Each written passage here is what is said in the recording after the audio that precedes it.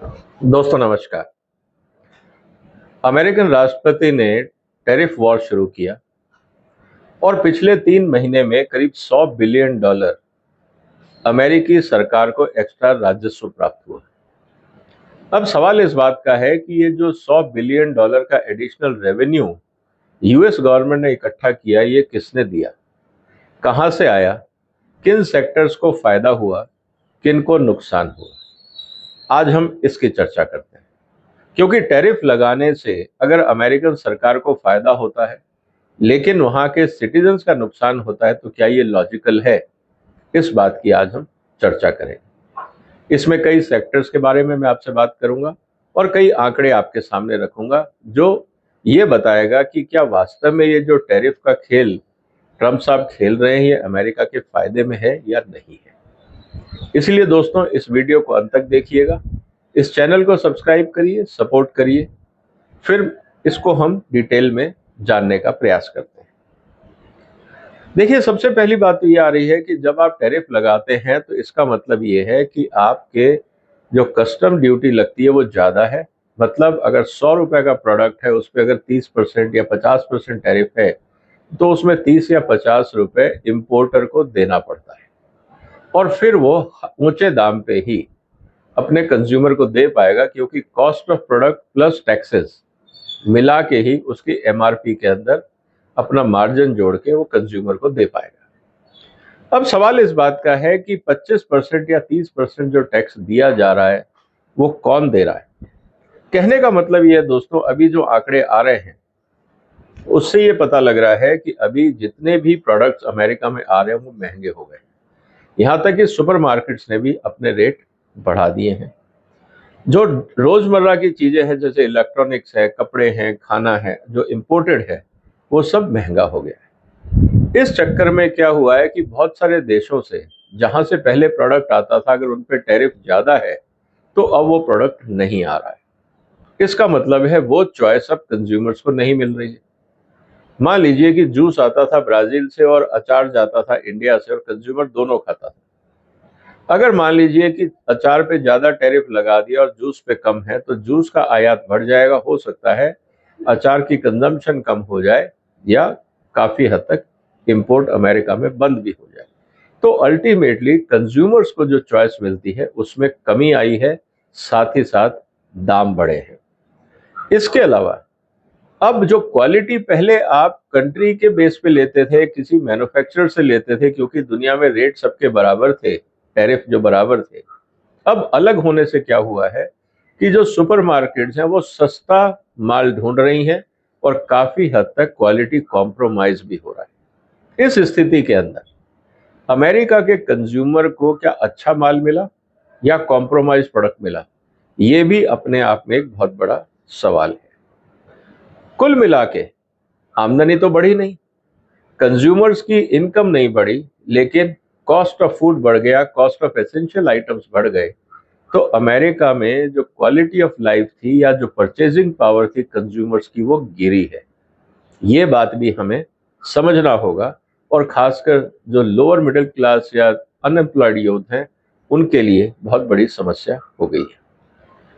इसके अलावा बहुत सारा अमेरिकन इंडस्ट्री थी जो इंपोर्ट करती थी, अपने यहाँ पे उसकी असेंबली करती थी और फिर री एक्सपोर्ट करते थे।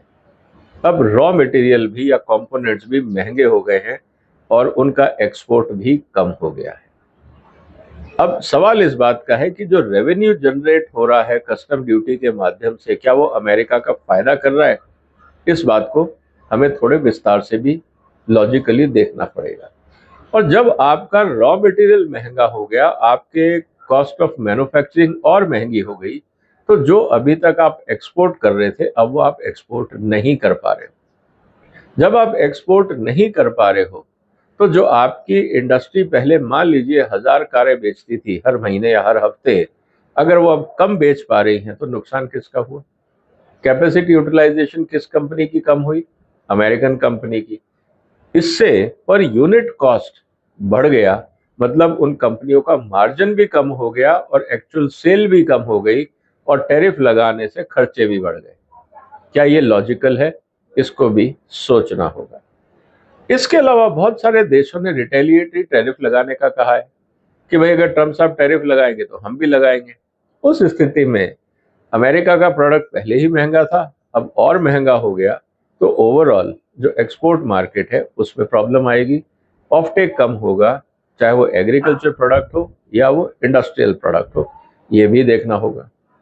सबसे इंपॉर्टेंट जो बात आ रही है वो आ रही है सप्लाई चेन डिसरप्शन को लेकर, कि सप्लाई चेन अभी तक जिस देशों से आपने बनाई हुई थी वहां पे ट्रम्प साहब ने टैरिफ लगा दिया, अब आपको नए सप्लायर ढूंढने हैं। जब आप नया सप्लायर ढूंढने जाते हैं, सप्लायर मिलता नहीं है, आपकी सप्लाई चेन प्रॉब्लम आ जाती है, या पुराने वाले से लेते हैं तो ज्यादा ड्यूटी देनी पड़ती है, आपका मार्जिन खत्म हो जाता है।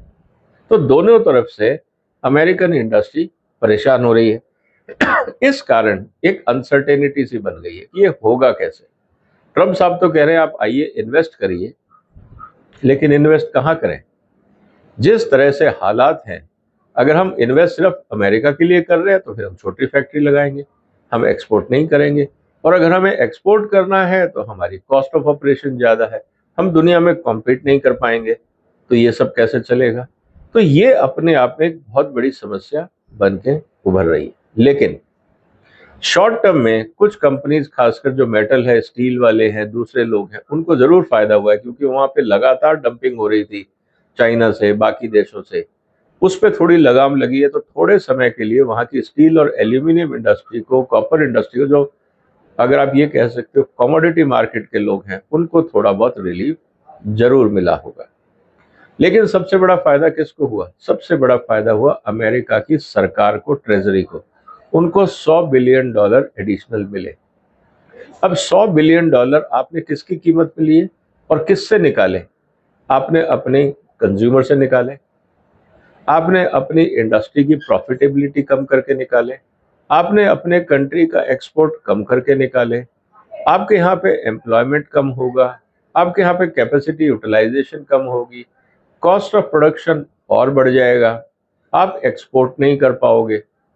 कुल मिला के $100 बिलियन आपने टैरिफ लगा के कमा तो लिए, लेकिन किस कीमत पर? अब सवाल इस बात का है दोस्तों कि क्या ट्रम्प साहब की ये पॉलिसी अमेरिका के हित में है? चलो हम तो मानते हैं दुनिया के हित में नहीं है, लेकिन क्या अमेरिका के हित में है? क्या इससे अमेरिका को लॉन्ग टर्म फायदा होगा? क्योंकि दुनिया अपने आप को तो रीलाइन कर लेगी। जो सप्लायर हैं, अमेरिका का मार्केट छूट गया तो कोई नया मार्केट ढूंढेंगे। जैसे चाइना है, वो भारत के लिए बाजार ढूंढ रहा है।